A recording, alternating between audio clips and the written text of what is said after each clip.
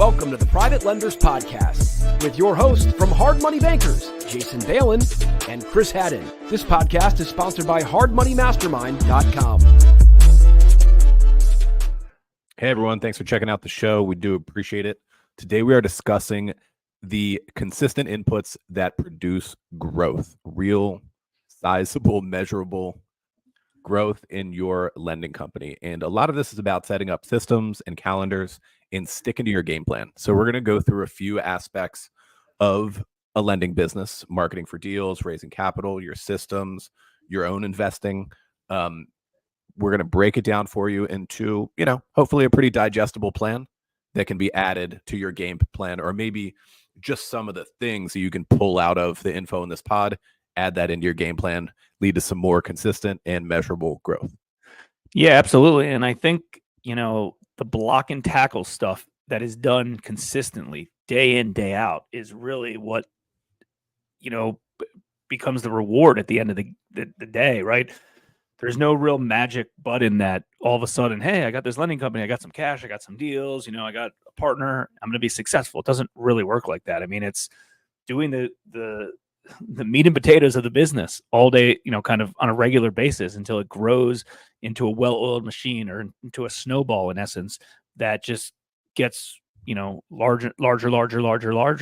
And I think sometimes that's challenging for folks. I think a lot of folks are, they've done some deals, they have some of their own capital, they have some other capital, and they still kind of struggle getting to the next step. So let's start with kind of marketing. I think that's kind of what catapults this entire business. You've probably heard us say this before, but whoever has the most leads and the most deal flow is going to win. That's just what is going to happen, right? If I have 10 deals that I get to look at a week and Chris has 50 deals that he gets to look at a week, he's going to do better deals than me. He's going to have better deals than me because he put in the hard work and he was able to get better deals. And it's, I know sometimes this is hard to think about, but like, if you do so-so deals and not great deals from the beginning, like eventually it's going to bite you, right? You're going to get stung, because what ends up happening is you do one bad deal and all of a sudden, it takes up a lot of time in order to loss mitigate it. If the deal falls apart, you potentially lose capital. Your capital investors move out of the way. Like, you got to be doing good deals all the time. So should we go through some of the stuff we do on a monthly basis on our monthly calendar? I want to break it down for anyone listening or watching right now to make this actionable, right? Because I think a lot of lenders, we know this from like communicating with with our partners in the inner circle and everything. Some people execute on their marketing plan and some don't. And if you feel like you're in the situation where you're like, it's been 6 months, it's been a year, 18 months, whatever the time frame is, and you really haven't gotten around to putting a marketing plan in place, it might be time to hire someone or an agency or an outsourced person or something like that. I want to throw that out there first, because the best way to envision your marketing plan and to design it and execute on it is to put it into a month. What does a month look like on the calendar in the month of October? When are your email broadcasts going out, right? What are the topics on those? How about your social posts? When is that going out? Who's doing it? What's the topic on those? Are you doing direct mail? Direct mail, some pretty decent low-hanging fruit these days. Might be something to consider. Are you doing some outbound calls? Whatever is going into that biz dev plan, put it onto a calendar, maybe onto a whiteboard, right? Whatever kind of medium that you like to really digest a thought. And then, like the book Who Not How, who's doing this stuff, right? Like Jason and I have held on to a lot of our marketing work because we like it. We think it's important. Not everyone has to do this. Not every owner of a lending company has to do their own marketing work. Like, once a week, I'm looking at our paid traffic, see how that's performing. I'm doing our email broadcasts. Jason does a lot of content, and then we have outsourced people for the posting and stuff. We like to do it. We've always considered ourselves marketers in addition to lenders and investors and the other stuff that is wrapped into our businesses. But we've always considered ourselves to be marketers. If you don't feel that way, there's nothing wrong with hiring for it, and hopefully not breaking the bank to do so. Yeah, I agree. But like, it's such an important part of the business. Such an important part of the business is bringing in deals. Too many lenders that we know that we've done private consulting with, or they know a mastermind group, they're just not looking at enough deals on a regular basis. And when that happens, you're going to do a deal that's so, or, instead of trying to always figure out a way to make a deal work, maybe have the thought process of like, cool, how can I not make this deal work? And if there's no way for the deal not to work, and it's too good of a deal, great, that's a deal that you do, right? And I know that's challenging, but one little piece of advice is, start small and work your way up, right? Like maybe month one of like, hey, I want to consistently do one piece of content a week and consistently send that content out to my email database. And that's your, and that can be your calendar for the month to start with, right? Like you don't have to do everything overnight. You don't have to buy Facebook ads, buy Google ads, buy ads from, or, buy leads from other sources, send out emails every day, do content every single day, create a podcast. You don't have to do all that stuff, but you got to start somewhere and you got to do it consistently. And the easiest part about consistency is I'm going to use the word consistent again, as you become consistent at it, it becomes a habit and it's every day. Like I know that like every day that I'm in the office or every, a few days a week when I'm available, there's certain things that I have to do that is business growth, marketing related to get done. And it's not even a headache, or it's not like, it's kind of fun to do. And I'm used to doing that. And I think someone that maybe works at a big company or corporate America, they're like, oh, wow, like you're doing that. Like who has time to do something like that? On my end, it's like, I do have time because it produces results. I do one of these and it turns into a deal. And that's what we're about. And it's enjoyable work. I mean, we all have transactional related work to do on our loans and stuff like that. And that's fine. But doing marketing stuff, I find pretty enjoyable. I always have. All right, let's keep it moving. So the next part of the business that we're going to touch on is consistent capital raising. And you're right, we are using that word consistent a lot in this pod, but that's because that's what this stuff all is. If it's in the game plan and never goes away, that's what causes growth over time. You do the consistent inputs and then you add in a little patience, and over time this things, we've seen it like year to year, or like 5-year period to 5-year period. Like we're almost at our 17th anniversary and we've been doing this stuff for a long time. And the growth has come slowly and steadily and surely. Besides the beginning when we were like every year was like double at the beginning, since then it's been slow and steady, consistent growth.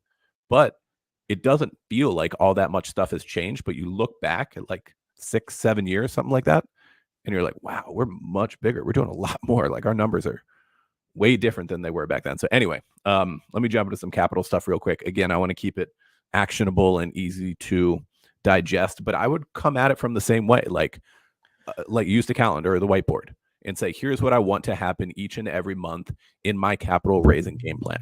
Again, emails are going to be part of that. Staying in front. We always recommend that people put out what we call little wins that are happening at your company. Like we closed this deal, this one paid off, here's a before and after, X amount has, and I see a lot of guys in the inner circle doing this stuff.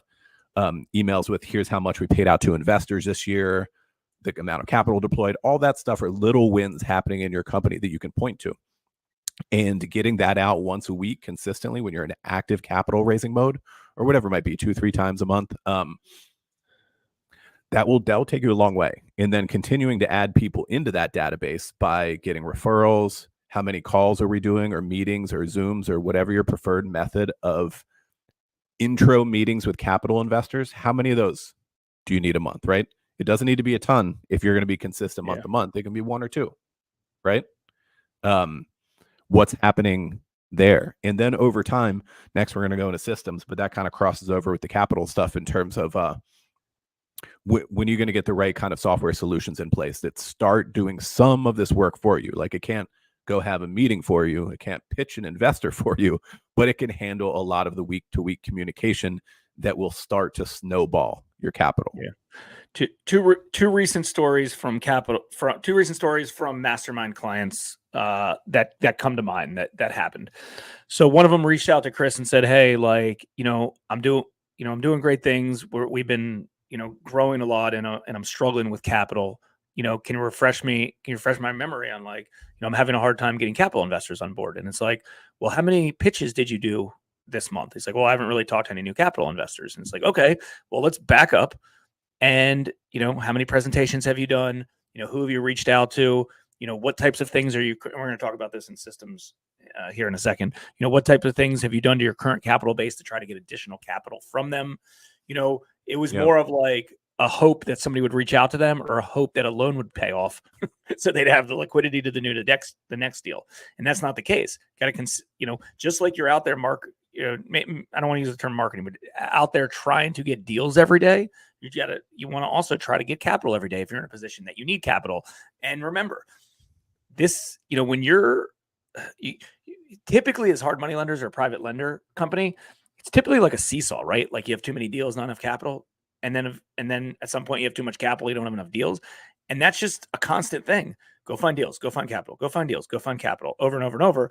Another quick story is, we're talking to a mastermind client, and they're like, hey, I'm a really good spot in my business, but I actually feel like I'm spending the majority of my day raising capital, like 70%. And I was like, well, because it feels like they're at a point where they just need more and more capital. It's like, that's not a bad thing. Like, that's good that you're actively doing that.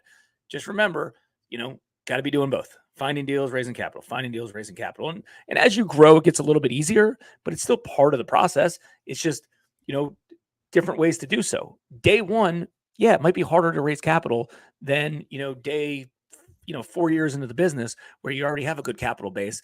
And in essence, you're trying to just work on that relationship and try to get more capital from them off the sidelines. Yeah, here's a little tool, a trick. It's going to sound a little stressful, but it's very effective. If you feel like you don't have the capital to meet the demand of good deals that you have, I would recommend committing to some deals, even if you have to then go find the capital. Commit to the deal. It's $250K. You're not totally sure you have it. You have payoffs coming, but they're not going to come in time, and you have to close in 2 weeks. If it's a real deal, just commit to it. You'll go find the money. You will. Yeah. When you have that settlement day coming, you'll go get the money. Yeah. We've all been there. It's a good place to be. It's a good problem to have. And I would, get a little bit ballsy about putting yourself in that position. Not craziness. Like, don't, throw 10 million bucks in the pipeline and then go look for that. That might be a little extreme in our little niche of the business. But I think that would be a very, very useful tool and mindset for people. Yeah, especially if you strongly believe that this is a home run deal. Every deal you're doing should be a home run deal. That's a no-brainer. That you would put anybody's money in, your money in, grandmother's money in, anyone. Like, that's the prerequisite. This isn't like, hey, let's go find a deal and let's, throw it against the wall and see if it sticks. That's not this business. This business is great, very, very low risk deals. That's the play. And that starts with the marketing side. So, okay, let's move on to some systems and some team stuff. And then, we'll take it from there. Okay, cool. All right. So building your systems and your team is going to happen slowly over time. It can all be done at once, but piece by piece, you could even sketch out, just through a lot of our training material and stuff, like what you will eventually need. So I'm thinking through this on the fly, but at the beginning, like, what are you using for marketing? Where's your database? Where's your CRM? Where are you putting people in, where you can see your stuff? Is it HubSpot, Infusionsoft, whatever it might be, and that you can email out of? You're going to need that one pretty much day one. Other stuff in your system is going to come over time. Like, you're going to, in all likelihood, be doing loan servicing on spreadsheets and QuickBooks at the beginning. Some people can stay that way forever, especially lenders who are only lending their own funds, and they're not going to need all of the bells and whistles that come with some of the servicing software. They could stay on that if they're not too big forever. But most people don't stay there. Most people will move to some kind of servicing software, and there are better and more origination solutions too now that weren't around when we were designing our own, like, Google whole suite of stuff that we use for origination. But I know that Automator and Mortgage Office, like, they have some really good modules for all the stuff we're talking about. And when the time is right, you're going to want to move to a solution like that, where you can track what's going on. You can easily communicate with the various parties involved in a loan transaction. And then obviously you could service your database, move money, and have proper reporting on the whole thing over time. And don't get too overwhelmed on it, right? Start small. Excel spreadsheet, like Chris said. You don't have to get expensive software, but you do need to do something, and you do need to, keep it consistent and keep it organized, right? Especially if you're taking on capital investors, Yeah. if there's other people involved in the operation, start small and work your way up. And I think that goes a long way. I mean, it's one of those things that, we have a, pretty decent sized portfolio of 50 million or so. And I mean, everything is the same. Like, it's so consistent. I mean, it's like a widget. Every deal we do, it's the same. It's the same process. It's the same flow. It makes it very, very simple when everything's in there. Everyone gets the same loan terms. Everything's the same. If I'm talking to somebody on the phone and I quote them something and I talked to them a year ago, they got the same quote, or at least loan terms, maybe not loan amount quote, but everything's consistent. Like, it's nothing fancy. It doesn't need to be. I know a lot of people are stressed out about some of these things. The reason you're stressed out on it is because it's not consistent. Keep it consistent. I remember we talked to a lender years ago that every time he did a note, he would make the payment 30 days from the closing date. 30 days. The start date of the note would be 30 days from the date of closing. Makes sense logically in his head. But guess what? After you have like a few deals going on, he doesn't know when any of the damn payments are due. Every loan is due on the 1st. It's late on the 5th. 30 days late, the 1st of the following month. We can do a default meeting. We know exactly where everything in our portfolio is at any given time. It makes it very, very seamless. Yeah. And you can use a calendar to map that out too.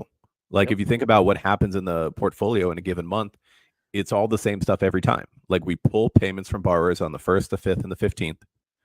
We disperse to ourselves and to investors once a week. Currently, we review and do the notifications and all that stuff on Tuesday, and on Wednesday it'll hit everyone's bank, right? Lender statements go out on the 1st, portfolio statements to everyone on our team on the 1st. Like, there's a calendar in place month to month, and the same thing happens each month. I don't have to tell our controller any of this stuff or what to do. It's already there. It's in place. It's consistent, and everyone enjoys it. Real quick. When we had a turnover in, I would say internally accounting, our controller probably has the most keystrokes / like, consistency, like, type of thing. And, several years ago when that position turned over, the next person picked it up pretty dang quickly. Cause it's like, cool. Yeah, here's your calendar. Here's your calendar, right? The same things are done, right? Yeah. The 1st of the month might be heavier than like the 18th of the month, but that's part of it. Here's your calendar. Don't take a vacation on the 1st of the month. Like, these are things that happen. The 3rd week of the month isn't all that busy. So just, again, however, as you're molding and creating the calendar in the system, keep it consistent. Yeah. One other quick tip on team and system stuff. It can often be a good idea to coincide a new hire with the new software added to your operation. Like, if you're, doing your stuff on QuickBooks and spreadsheets right now, but you're about ready to hire an accountant, internal accountant, bookkeeper, controller, whatever you refer to them as, and at the same time onboard a new software, and that new hire is in charge of that software. That's where they live.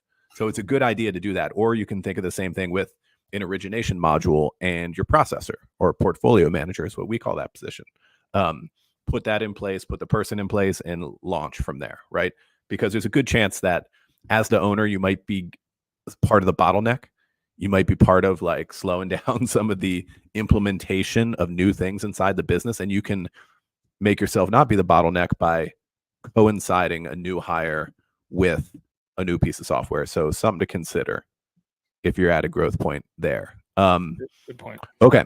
One final thing that we are talking about doing consistently to cause predictable growth over time is investing in your own deals.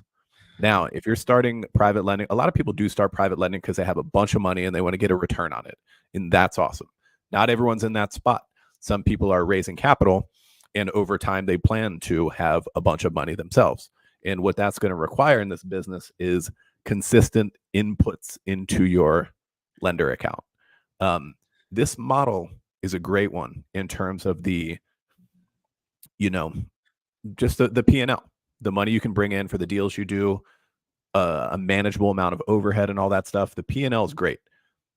And the numbers can get pretty big, but this business model isn't really designed for big hits the way certain other ones are, where you have like the purchase of an asset and you grow a company and sell it, or you develop property and then sell that and you have big cash windfalls, is not really what private lending's set up for. It's more of that very consistent every day, every week hitting singles and doubles. So along with that setup, it requires you to consistently, however you want to set it up, weekly, monthly, quarterly, whatever it may be, consistently invest in your own lender account. And over time, you'll have a big lender account. And that should be a very, very important part of the long-term plan. The magic of owning a hard money lending company is owning an investment vehicle. And if that's not where you want to be, this business might not even be the best business for you, because that's what it's about, right? If you're looking to make the highest rate of return, with leverage and on every dollar, hey, instead of having if you have $100,000 of your own capital and you want to deploy it into loans, you're only going to make $16,000 a year, $20,000 a year, 20% return, call it give or take, right? If you're looking to maximize that, double that in a quick period of time, go buy 4 or 5 properties and, put 20% down on each one of them, right? And flip them and turn it into a lot more. But the goal of it is to create an investment vehicle. And I think too many lenders are forgetting about that step. And, they're just trying to do whatever deals that they can, skinny margins, high leverage. If that's the play, go find an institutional capital lender to broker those deals to and just be a loan broker. But that's not really the play. The play for this vehicle is to do great deals, have consistent flow of great deals, and either start with your own money if you have it, or continuing to push your own money into these deals, be the capital investor on them, and make a really good high rate of return. And, can be passive, and more importantly, as risk-free as possible. That's the goal, right? The first mortgage lender should always have the least amount of risk. Be the bank. They've been saying it forever, and it's still very, very true. Be the bank in addition to just making fees from being a lending company. So hope everyone enjoyed the pod. We'll see you here next time. And until then, we'll see you inside hardmoneymastermind.com. We hope you enjoyed this episode of the Private Lenders Podcast. Please note that the opinions stated by all the speakers on this show are only opinions and not intended for legal, financial, or accounting advice. Please make sure to always check with your own legal, accounting, and financial professionals. If you enjoyed this episode of the Private Lenders Podcast, we'd appreciate it if you would spread the word. Make sure to check out hardmoneymastermind.com, the #1 free community for new and experienced private and hard money lenders.